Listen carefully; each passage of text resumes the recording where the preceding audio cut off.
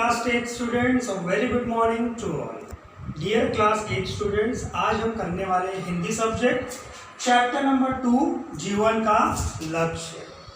बच्चों, जीवन का लक्ष्य का मतलब क्या होता है? मतलब हमें हमारे जीवन में हमारा एक लक्ष्य होता है ना, हमें ये बनना है, हमारे सपने होते हैं और ये चैप्टर एक कहानी पूरी तरह से उसी पर बेस्ड है। तो आपको आपका जो फ्यूचर है वो इसी पर डिपेंड करता है आपका जीवन में लक्ष्य क्या है। तो चैप्टर को ध्यान से समझना है और अपने जीवन में आपको क्या बनना है उसके लिए आपको परिश्रम करना है। इसके लिए पहले उसके लिए आपको पढ़ना पड़ेगा, वहीं से आपकी शुरुआत होगी जीवन में आगे बढ़ने की। तो बच्चों, सफलता शब्द सुनते ही हर किसी के मुंह पर एक हंसी आ जाती है, राइट? हमारा चेहरा खिल उठता है, चाहे हम बच्चे हो, बड़े हो, बुढ़े हो, जवान हो, सबका चेहरा एक समान खिल उठता है सफलता शब्द को सुन के। हर कोई चाहता है कि मैं सफल बनूं, लेकिन सफलता पाने के लिए हमें बहुत ज़्यादा मेहनत करनी पड़ती है, बहुत ज़्यादा परिश्रम करना पड़ता है। तो बच्चों, यहाँ पर कुछ एग्जाम्पल्स के ज़रिए, कुछ उदाहरण के ज़रिए मैं आपको बताने की कोशिश करूँगा कि सफलता आप कैसे पा सकते हैं। सब आपके हाथों में है। तो बच्चों, अगर मैं बात करूँ किसी एक यात्री की, वो बस स्टैंड पे बैठा हुआ है, अनेक बस आ रही है अलग अलग शहरों, अलग अलग राज्यों के लिए। अगर वो यात्री को पता ही नहीं उसे जाना कहाँ है, वो हर एक बस में यात्रा करना शुरू कर दे, कभी जम्मू कश्मीर पहुंच जाए, कभी गंगा किनारे पहुंच जाए, कभी हिमाचल प्रदेश पहुंच जाए, क्या पूरी जिंदगी भर वो अगर ऐसे करता रहा तो क्या कभी अपने मंजिल को पा सकेगा? नहीं। ऐसा उसके साथ क्यों हो रहा है बच्चों?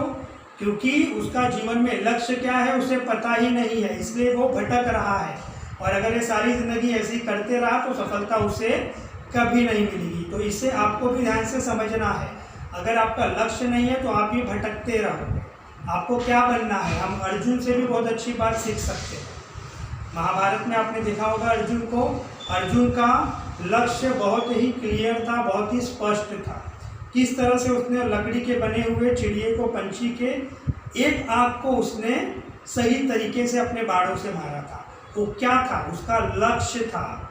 उसका ध्यान उस पेड़ पर नहीं था जिस पर वो चिड़िया बैठी थी, ना उन पत्तों पर था, ना उस चिड़िया पे था। उसका लक्ष्य क्या था? चिड़िया की आँख। और उसने उस टारगेट आँख पे अपना पूरा एनर्जी, पूरी ताकत लगा दी। ये हमारे लिए भी सीख है कि हमें अगर जीवन में कुछ बनना है तो हमें पूरी ताकत एक ही जगह लगा देनी है, जो काम हम करना चाहते हैं।